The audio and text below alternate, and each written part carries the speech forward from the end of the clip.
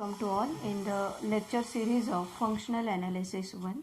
Now in this lecture we have to see the equivalent norms and one theorem on equivalent norm. To see this, firstly we revise some basic concepts about the vector space. Firstly, finite and infinite dimensional vector space.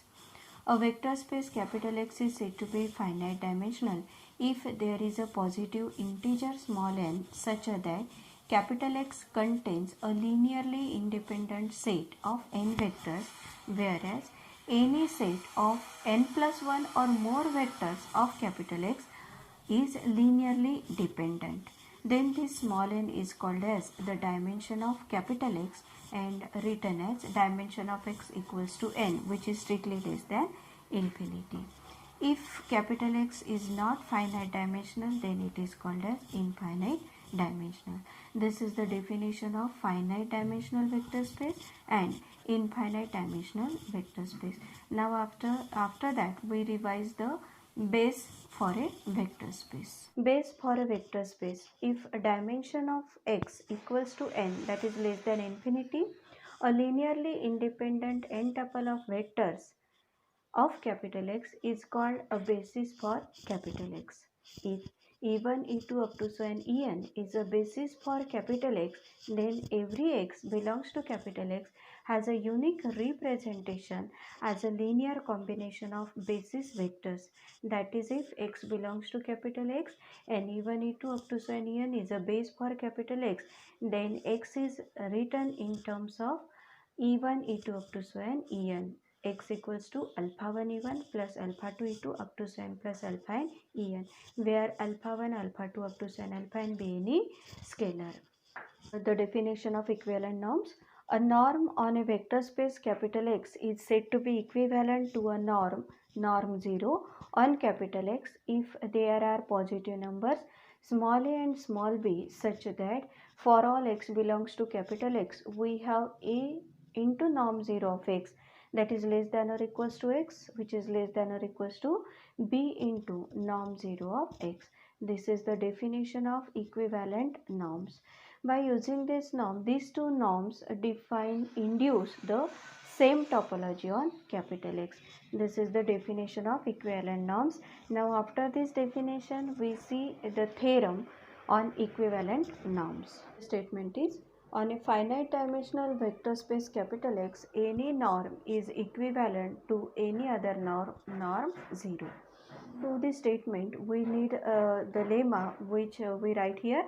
Let x1, x2 up to n xn be a linearly independent set of vectors in a norm space X, where capital X is any dimension, that means maybe finite or maybe infinite. Then there is a number c greater than 0 such that for every choice of scalars alpha 1, alpha 2 up to n alpha n, we have norm of alpha 1 x1 plus alpha 2 x2 up to n plus alpha n xn. It is greater than or equals to c into mod of alpha 1 plus mod of alpha 2 up to n plus mod of alpha n. We use this lemma to prove this statement. So let's start the proof of this theorem. Now here we take capital X in proof. Let capital X be a finite dimensional vector space.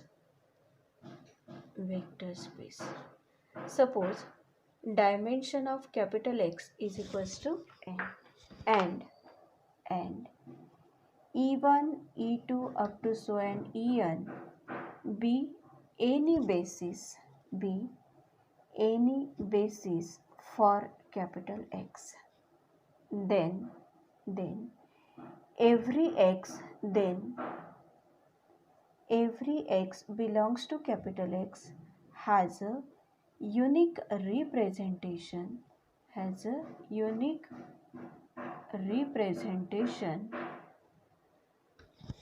as x is equals to alpha 1 E1 plus alpha 2 E2 up to n plus alpha n En. Here we have to show that on a finite dimensional vector space X, any norm is equivalent to any other norm, norm 0. So we start in the proof with the finite dimensional vector space. As capital X is finite dimensional, so here we take the dimension of capital X is equals to n, which is strictly less than infinity. And as the dimension of X is equals to n, then we consider a basis, that means e1, e2 up to so and en be any basis for capital X. Then as we revise the definition of the base, then we say that every element of the vector space has a unique representation as a linear combination of e1, e2 up to so and and therefore our X, which is the element of capital X, is written in terms of the basis vectors, that is X is equals to alpha 1 e1 plus alpha 2 e2 up to so n plus alpha n en. And therefore by the lemma, as we revise, as here e1, e2 up to so and en, these are the basis vectors for capital X, that means they are the linearly independent set of vectors. And that lemma says that for any linearly independent set of vectors, there is a number c greater than 0 such that norm of alpha 1 x1 plus alpha 2 x2 up to so n plus alpha n xn, it is greater than or equals to c into mod of alpha 1 plus mod of alpha 2 up to so n plus mod of alpha n. That is the statement of the that lemma, that for any linearly independent set of vectors there exists c greater than 0 such that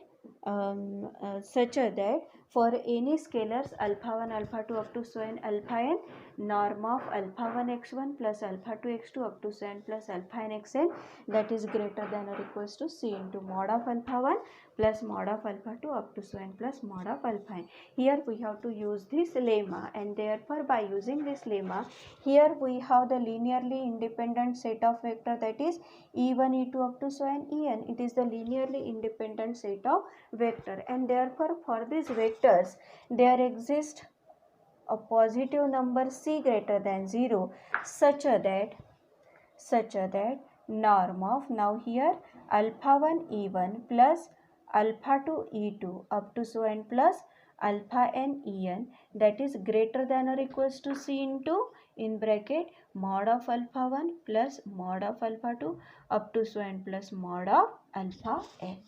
And therefore here as we know that alpha 1 e1 plus alpha 2 e2 up to so n plus alpha n en, it is nothing but the x, and therefore we write that it is equals to norm of x, it is greater than or equals to c into, here we write down summation j is running from 1 to n mod of alpha j. This is, and therefore here as our c, as c strictly greater than 0, that means c not equals to 0, so we divide on both sides of this inequality and we get summation j is running from 1 to n mod of alpha j, that is less than or equals to 1 by c into norm of x. We give it the equation number 1. Now we consider the another norm, norm 0 of x, that is equals to norm 0 of alpha 1 e1, just putting the value of x, alpha 1 e1 plus alpha 2 e2 up to so n plus alpha n en. Now here we know the property of the norm, that norm of x plus y, it is less than or equals to norm of x plus norm of y. We use this property here, and therefore it is less than or equals to norm of alpha 1 e1, norm 0 of alpha 1 e1 plus norm 0 of alpha 2 e2 up to so n plus norm 0 of alpha n en. Now here again we use the property of the norm, that norm of alpha x, it is equals to mod alpha into norm of x. By using this property of the norm, this is equals to mod of alpha 1 into norm 0 of e1 plus mod of alpha 2 into norm 0 of e2 up to so n plus mod of alpha n into norm 0 of En. It is equals to summation j is running from 1 to n mod of alpha j into norm 0 of Ej. That is norm 0 of x. It is less than or equals to summation j is from 1 to n mod of alpha j into norm 0 of Ej. Now here we know that norm is a real valued function, and therefore here each norm 0 of Ej is something a real number, and therefore here we take k equals to maximum over j norm 0 of Ej. That is, it is the maximum of all norm 0 of E1, comma norm 0 of E2 up to so on norm 0 of En. That means here we take the maximum of all these norm 0 of Ej, and therefore this k is always greater than or equals to norm 0 of Ej for all j equals to 1 to up to so and n. And therefore norm 0 of x, that is less than or equals to summation j is from 1 to n mod of alpha j into norm 0 of Ej, that is less than or equals to summation j is from 1 to n mod of alpha j. Now this norm 0 of Ej, it is less than or equals to k, and therefore into k. Now this k is independent of this j, and therefore we can write it as k into summation j is from 1 to n mod of alpha j. That is norm 0 of x. It is less than or equals to k into summation j is from 1 to n mod of alpha j. Now here k that is equals to the maximum over j norm 0 of Ej. It is always greater than 0, because here we are taking Ej as a basis, and therefore this k, it is strictly greater than 0. So we divide on both sides of this inequality by k, and we get 1 by k into norm 0 of x. This is less than or equals to summation j is from 1 to n mod of alpha j. Now we give it the equation number 2. Here our equation number 1 is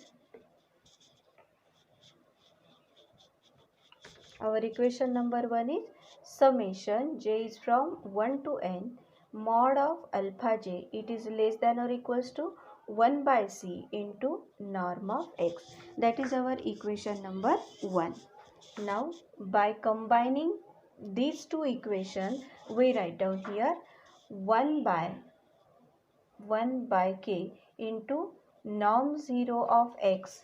This is less than or equals to, now here it is less than or equals to summation j is from 1 to n mod of alpha j, and now from 1 it is less than or equals to 1 by c into norm of x. That means here, as here we know that k and c both are positive numbers, and therefore here we multiply both sides by c. We get here c by k into norm 0 of x, that is less than or equals to norm of x. And now here we take c by k, that is equals to a. Take c by k equals to a. In above equation we get a into norm 0 of x, that is less than or equals to norm of x. In this way we get the first inequality which we have to prove. Now here, by interchanging the role of norm and norm 0 in the preceding argument, that means here we repeat same argument, but instead of norm we write down norm 0, and instead of norm 0 we take the norm.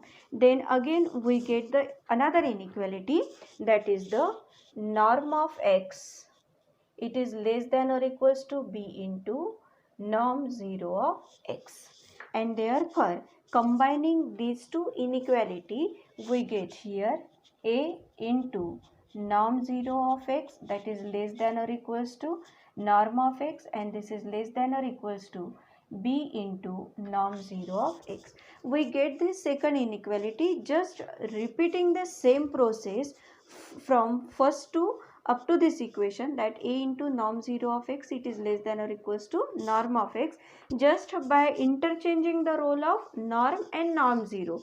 Then we get the another inequality, that norm of x, it is less than or equals to b into norm 0 of x, and therefore we combining these two inequality and we get the result that a into norm 0 of x, it is less than or equals to norm of x into norm of x, which is less than or equals to b into norm 0 of x, and therefore the norm 0 and norm, they are equivalent to each other in a finite dimensional vector space.